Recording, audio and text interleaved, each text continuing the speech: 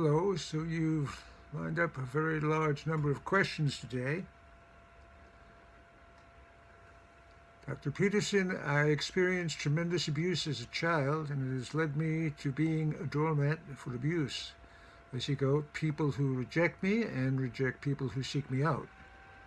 How do I break this cycle? Wow, that's a really, really hard question.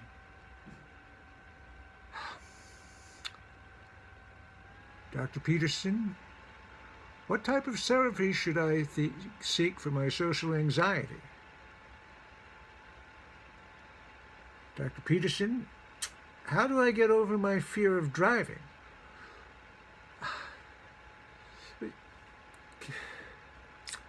Dr. Peterson, what are your thoughts on Brexit?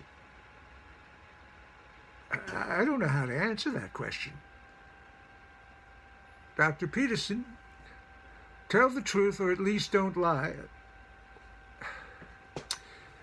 If we have betrayed someone in the past, how does one move on without feeling guilt how does one move on without guilt turning pathological? Well, for starters, stop torturing yourself because you made a mistake. Because we all make terrible mistakes in our lives. Dr. Peterson, I'm currently failing in school. What can I do? Well, assuming that you've already been studying, you have to ask yourself certain things about your methods of studying and what you want to study. And Mr. Peterson, it's Dr. Peterson, I'm 20.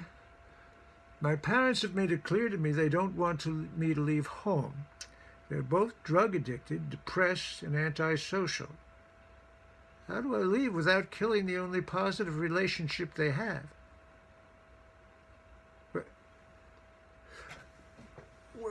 Well, first off, I think you have to make the admission, and it may admittedly be a very difficult admission to make, that you are not a positive relationship in their lives, and they are certainly not a positive relationship in yours.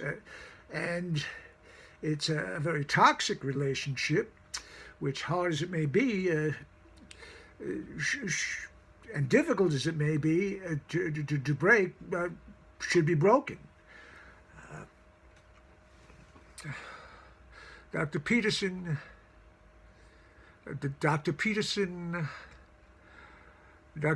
our daughter ended her life due to depression.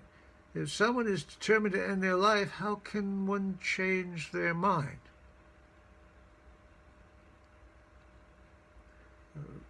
First of all, I'm very sorry about that.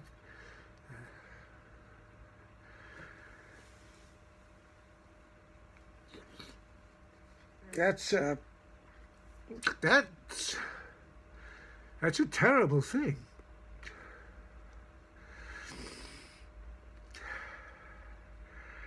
I know a friend.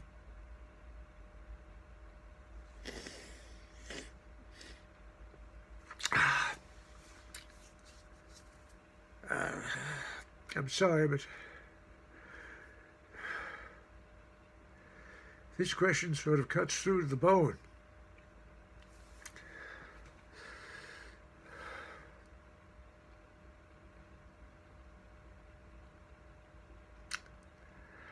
Oh, and to think you were the psychoanalyst. What happened during that Q&A session? I had an emotional response to a statement that was self-evidently disturbing and tragic. Well, I'd believe that if you weren't dealing with hundreds of statements that are self-evidently disturbing and tragic on a daily basis. Look, I'm trying to call you forth to be open and honest about something I know has been troubling you for God knows how long, And you know that if we don't deal with this sooner than later, chaos. I know, I know.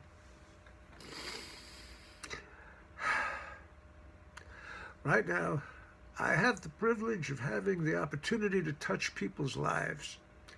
And most of the time, it's a positive effect. And every time when people come up to me and stop me on the street, people I don't even know, and they say to me, look, life is way better than it was. And it's great to see that. It's great to see that.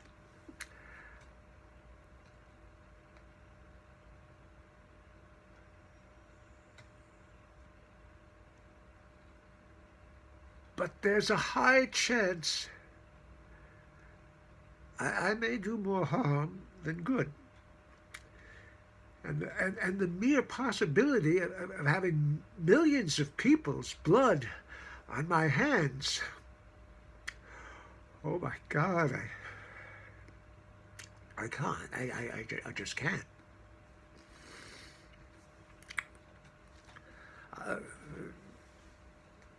I'm sorry.